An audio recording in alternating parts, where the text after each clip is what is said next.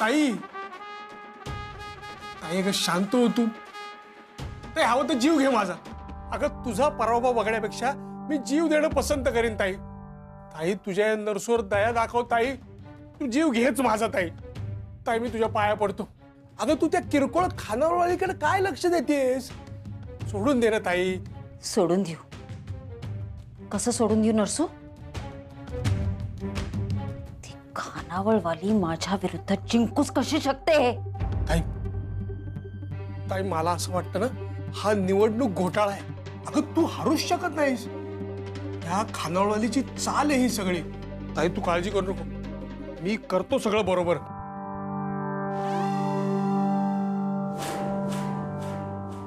बरोबर का चूक मला माहित नाही नरसू, पण ज्या नोकरांच्या समोर तिने माझा अपमान करून मिरवलंय ना, त्याच नोकरांच्या समोर तिने माझ्या पाया पडून माफी मागितली पाहिजे. तू काळजी करू नकोस ताई.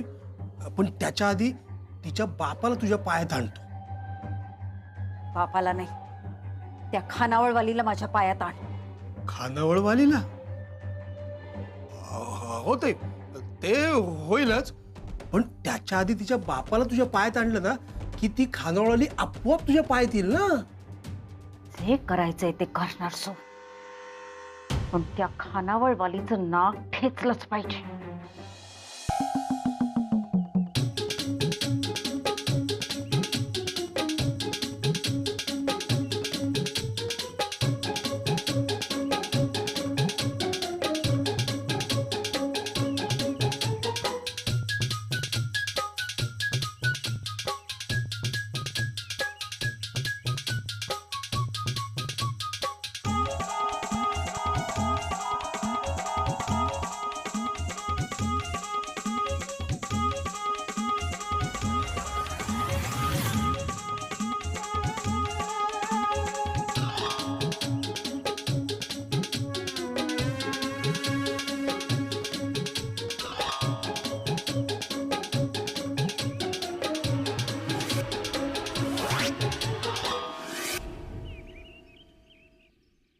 बबन अरे किती उशीर केलास?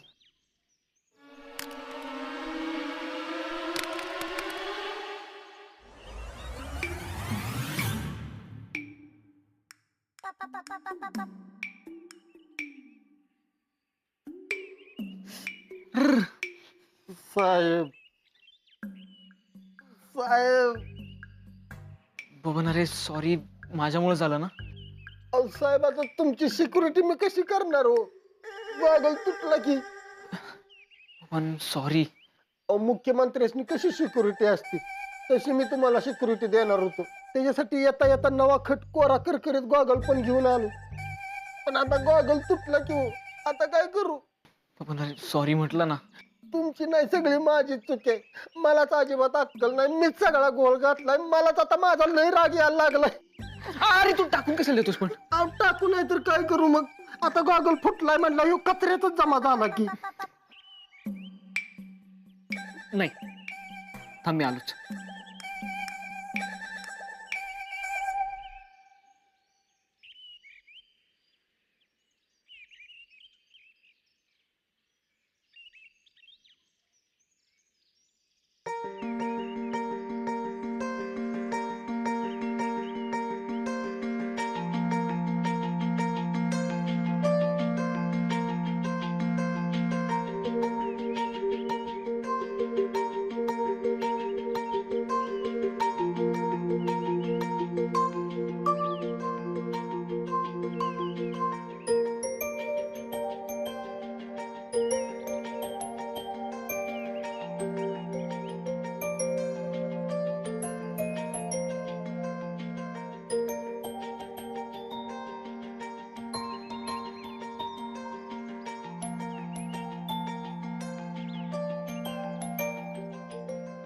हा घे तुझा गॉगल. यो. साहेब एकदम पहिल्यासारखा झाला की हो. मी तर फेकायला निघालो होतो. फेकायचं नाही, जोडायचं.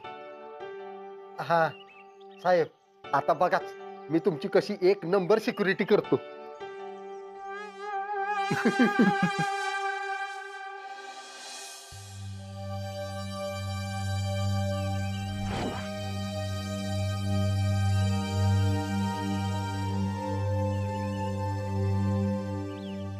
का?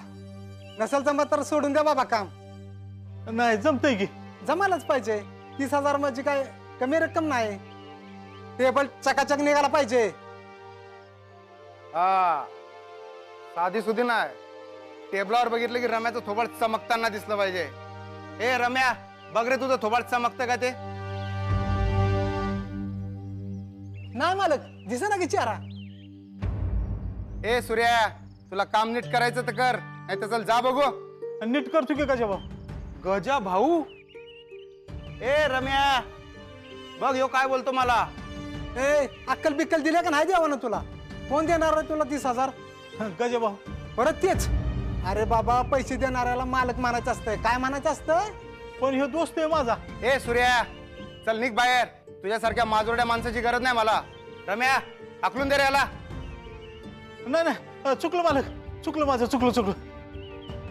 आता कसं शहाण्यासारखं बोललास? चल चमकव टेबल. वय वय.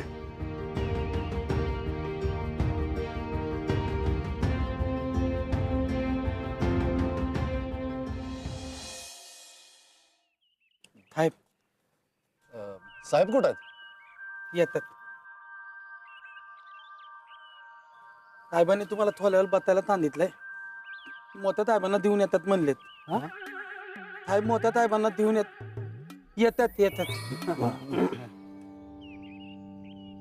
कशाला बोललो असं साहेबांनी आपल्याला? मला बी काय कळना. मला फोनवर म्हणलं तयारी थांबवा आणि बंगल्यावर या, महत्वाचं बोलायचंय. अहो पण आता निवडणुका जवळ आल्यात, तयारी थांबवून कसं चालेल? आता ते आल्यावर कळलंच की आपल्याला का तयारी थांबवायला सांगितली ते. नमस्कार. नमस्कार. माफ करा, जरा उशीर झाला यायला. बसा बसा नाही असू दे असू दे. बसा. बरं, चहा नाश्ता झाला सगळ्यांचा? हा, घेतला. पण ते साहेब इलेक्शनची तयारी थांबवा का म्हटला तुम्ही? डॅडी, अरे तूच सांग ना. आता तूच यांचा नेता आहेस. ठीक आहे. सर्वात आधी मी तुम्हा सर्वांची माफी मागतो. मी विधानसभेला उभं राहणार म्हणून तुम्ही सगळे जोमानं तयारी करताय, पण या विधानसभेला मी उभं राहणार नाहीये. अहो पण साहेब का? कारण मला राजकारणाचा अजून पुरेसा अनुभव नाही आणि मी अजूनही लोकांसाठी ठोस असं काहीच काम केलेलं नाही. मग लोक मला का मतं देतील? साहेब ती काळजी आमच्यावर सोडा. अहो आम्ही तुम्हाला जिंकून आणायला जीवतोड मेहनत करू की साहेब? नाही, तुम्ही सगळे जीवतोड कष्ट करून काम करणार याची खात्री आहेच आहे मला, पण काहीच अनुभव नसताना आमदार होणं मला तरी पटत नाही. अहो मुख्यमंत्री साहेब, तुमच्या मुख्यमंत्री पदाची स्वप्न आम्ही बघितली आहेत आणि ताई मॅडमवर आमचा पूर्ण विश्वास आहे. माझाही मम्मावर पूर्ण विश्वास आहे, पण त्याआधी मी मुख्यमंत्री पदाच्या लायक तर व्हायला पाहिजे की नको? समजा मम्माच्या आणि तुमच्या सगळ्यांच्या जोरावर मी मुख्यमंत्री झालोच, तरी ते पद मला सांभाळता आलं पाहिजे की नको? आणि मला मुख्यमंत्री व्हायचंय ते काम करण्यासाठी, मिरवण्यासाठी नाही. आणि अजूनही मला बऱ्याचशा गोष्टी शिकायच्या आहेत, समजून घ्यायच्या आहेत. होय, आणि मुख्यमंत्री पद हे जबाबदारीचं पद असतं. राज्याचा गाडा आखणं फार अवघड असतं. म्हणूनच समोर म्हणतोय ते पटतंय मला. हे बघा, माझ्यावर विश्वास ठेवा. येत्या 5 वर्षात आपण आपला जनसंपर्क वाढवूया, जास्तीत जास्त लोकांसाठी कामं करूया, आणि मग एकदा सगळी तयारी झाली की मग विधानसभा लढूया. मम्माचं आणि तुमचं स्वप्न पूर्ण करण्यासाठी मी पूर्ण प्रयत्न करेन, पण फक्त या विधानसभेला आपण नको उभं राहूया. मी निर्णय घेतलाय आणि तुम्हा सर्वांचा पाठिंबा असेल अशी आशा करतो. ठीक आहे साहेब, तुम्ही विचार करून निर्णय घेतलाय आणि तो आम्हाला पटलाय बी. तुमचा निर्णय मान्य आहे आम्हाला. निर्णय अजून झालेला नाहीये.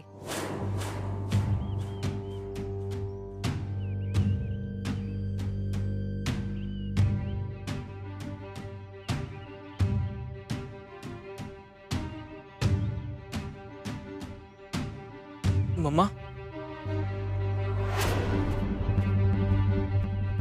समरसिंग साहेब निवडणूक लढवणार का नाही हा निर्णय अजूनही झालेला नाहीये. तुम्ही तयारी चालू ठेवा. जो काही निर्णय होईल तो मी स्वतः तुम्हाला कळवेन. या आता.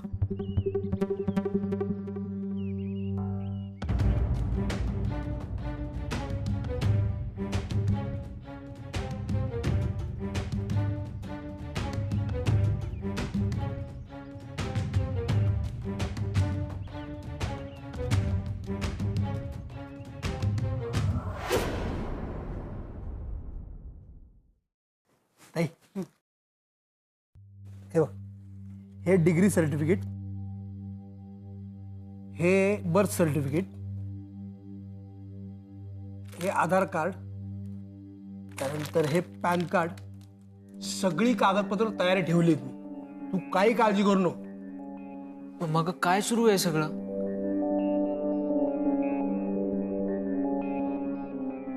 समर, मी सुद्धा तुला तेच विचारते. काय सुरू आहे तुझं हे? तू आता इतका मोठा झालायस का की सगळे निर्णय परस्पर घ्यायला लागलायस? मग परस्पर कुठे?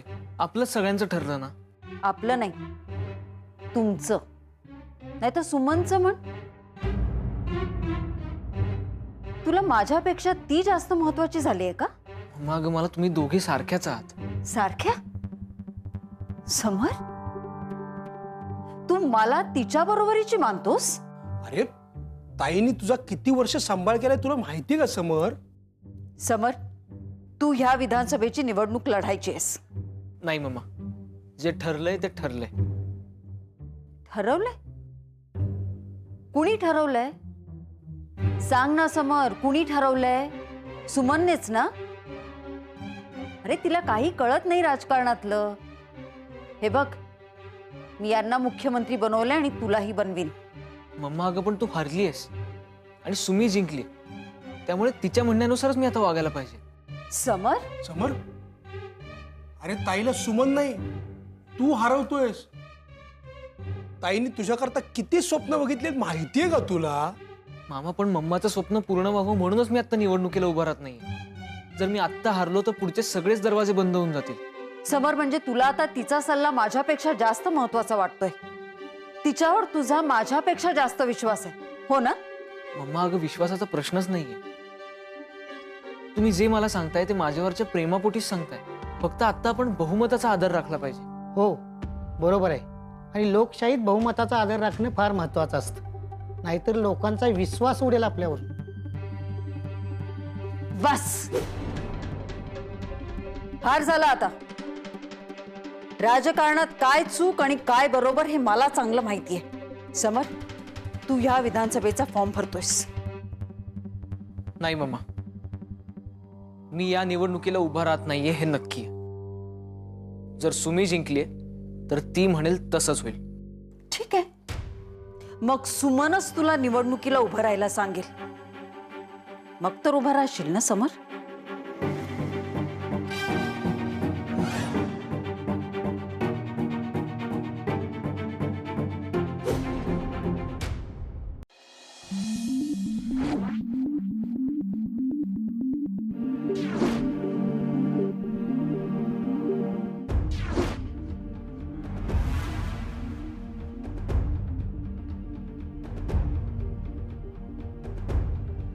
तात्या, तुमच्या लाडक्या जावयाच्या आधी मी इलेक्शन जिंकले बर का.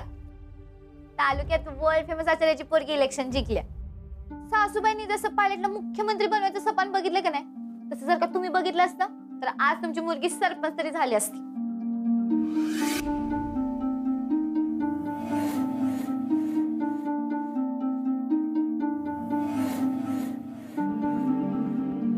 तात्या, तुम्ही पाहिजे होतं बघा बघायला. अहो, त्या मामासाहेबांचं तोंड तर बघण्यासारखं झालं होतं. ताई मॅडम जिंकणार, ह्याच होणार आणि त्याच होणार, आणि झालं सगळं वेगळंच.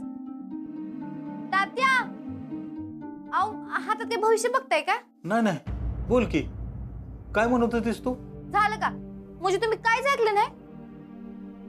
अहो, मी तुमच्या पोरीचं एवढं कौतुक करते, तुम्ही उगाच तो हात बघत बसलाय होय? तुमची पोरगी इलेक्शन जिंकल्या, इलेक्शन. तू असं नाही करायला पाहिजे होता सुमी. सासूचा अपमान झाला ह्या सगळ्यात. तात्या, मी तुम्हाला आधीच सांगितलंय, मी इलेक्शन घ्या असं म्हणलंच नव्हतं. उलट त्यांनीच मला गप करायचं म्हणून हाऊस हाऊसने खेळी खेळली आणि उलट त्यांच्या चांगलं आली. मग आता पायलट मी सांगितलंय तसंच ऐकणार, इलेक्शनला नाही उभा राहणार. पण हा, पुढच्या आमदारकीला त्याला उभा करायचा, मग तो मुख्यमंत्री बनणार आणि मला गॅरंटी आहे. पण ह्या सगळ्यावरून वाद होणार नाही घरात, ह्याची सगळी खबरदारी घे बाई. बापाची लाज राख जरा. मी करते हँडल, तुम्ही काय काळजी करू नका. पण ह्या सगळ्यात मला पायलटचं लय वाईट वाटतंय. सासूबाईंच्यात आणि माझ्यात जाम अडकलाय ते आडकीतच सुपारी अडकते का नाही तसं. मला खरं तर वाईट वाटतंय, पण हे सगळं त्याच्या भल्यासाठीच करायला लागले मला. आत्ताच्या इलेक्शनला पक्का हारला असता पायलट. नवऱ्याला जाम अडकवले सगळं तू. देणार बायको आहे, माझं कामच आहे ते. आता एवढं जेवण झालं की कारखान्यावर डबं घेऊन जाते.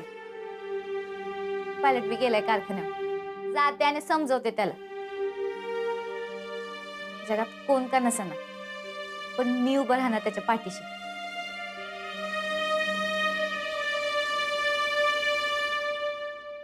होय साहेब, ताई मॅडम लय भडाकले असणार आहे की नाही?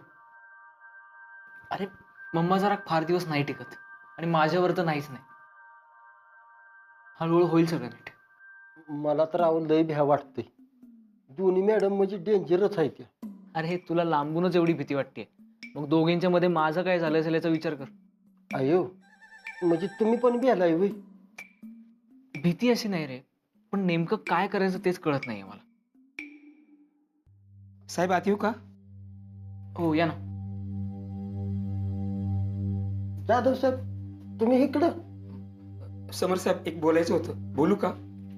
बोला ना. साहेब, आपल्या कारखान्यातील कामगारांचा गेले 3 महिने पगार नाहीये. तुम्ही ताई मॅडमच्या कानावर घातला तर बरं होईल. का झाले नाहीत पगार?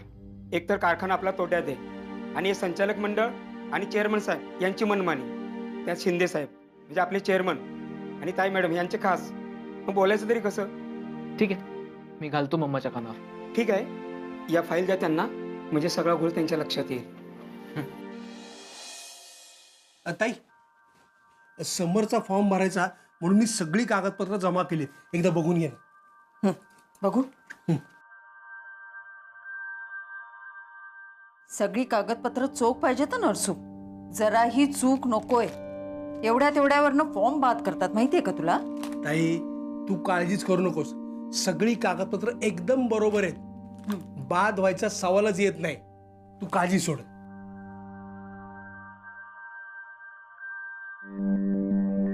ताई, एक काळजी वाटते, बोलू का? हा बोल. ती खानावळी होकार देईल का? देईल म्हणजे काय? द्यायलाच पाहिजे. तिचा होकार मिळाला तर माझा समोर परत निवडणुकीला उभा राहणार आहे. काय वेळ आली आहे ताई, कोण कुठली ती खानावळी आणि तुला तिच्या पाया पडावं लागते.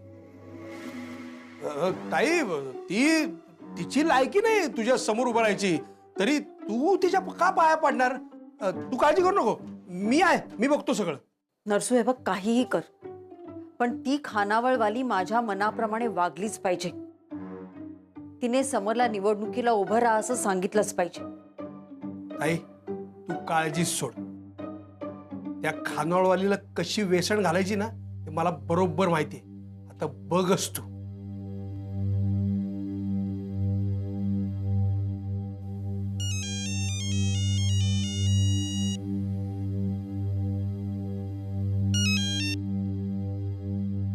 हा बोला की मामासाहेब.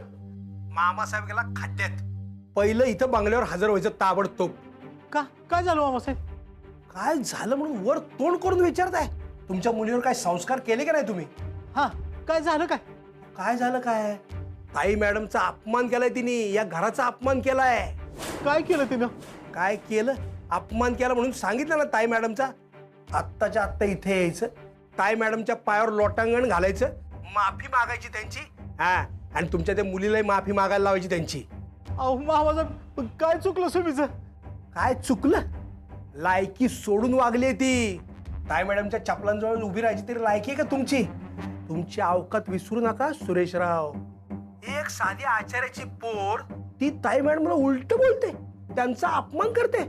अरे एवढी हिंमत आलीच कशी तुमच्यात? मामासाहेब, काय चुकलं असलं तर मी माफी मागतो. अहो, माफी ताई मॅडमच्या पायात येऊन मागायची आणि तुमच्या त्या अति शहाण्या मुलीला नाक रगडायला लावायचं, समजलं का?